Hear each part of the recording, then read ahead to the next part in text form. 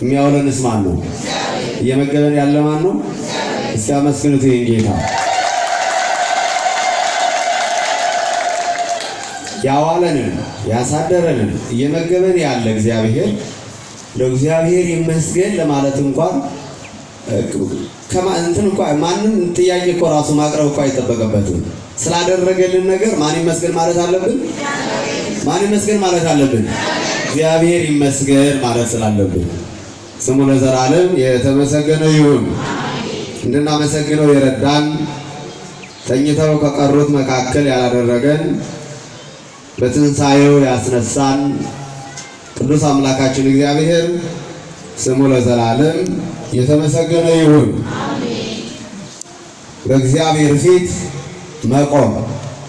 እስኪ ከኔ ጋራ በእግዚአብሔር ፊት በሉ እስኪ። አሁን እግዚአብሔር ፊት ነው አይደል ያለ ነው? ነው አይደለም?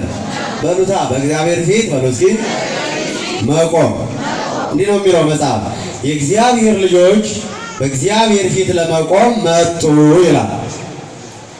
የእግዚአብሔር ልጆች በማን ፊት ለመቆም መጡ? በእግዚአብሔር ፊት ለመቆም መጡ። እኛ ያነሳነው በእግዚአብሔር ፊት መቆም የሚለው ነው። በመጽሐፈ ኢዮብ ምዕራፍ 1 ቁጥር 6 ላይ ነው ቃሉ ያለው።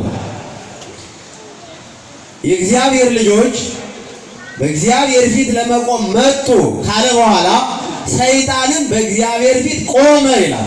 ማን ቆመ አልኳችሁ? ሰይጣንም ቆመ። በማን ፊት? በእግዚአብሔር ፊት። የእግዚአብሔር ልጆች በእግዚአብሔር ፊት የሚቆሙት ለማማለድ፣ ለማዳን፣ ለመጠበቅ ተልከው ስለነበረ መጠበቃቸውንና ማማለዳቸውን በእግዚአብሔር ፊት እንደገና ቆመው ያንን መልእክታቸውን ወደ ሕዝብ ያመጡትን መልእክት ወደ እግዚአብሔር ለማድረስ በእግዚአብሔር ፊት እንደቆሙ ሰይጣን ደግሞ ለክስ ቆመ ይላል። ታዲያ እግዚአብሔር መላእክቱን ወይ ልጆቹን ሳይሆን የጠየቀው ሰይጣን ከየት እንደመጣና ለምን እንደመጣ በመላእክቱ ፊት ወይ በልጆቹ ፊት መልስ ይሰጥ ዘንድ ጥያቄ ተጠየቀ። ለምን መጣ? ከየት መጣ አለው ሰይጣንን እግዚአብሔር። ለምን መጣችሁ እናንተ? ዕለተ ሰንበት ነው ዛሬ። ምን ልናደርግ የመጣን ይመስላችኋል?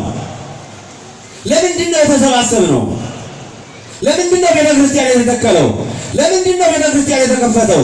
ለምንድን ነው እሑድ የሚቀደሰው? ለምንድን ነው ዘወትር የሚቀደሰው? ለምንድን ነው ጸበል የምንጠጣው? ለምንድን ነው እምነት የምንቀባው? ለምንድን ነው መስቀል የምንሳለመው? ለምንድን ነው ንስሐ የምንገባው ብለን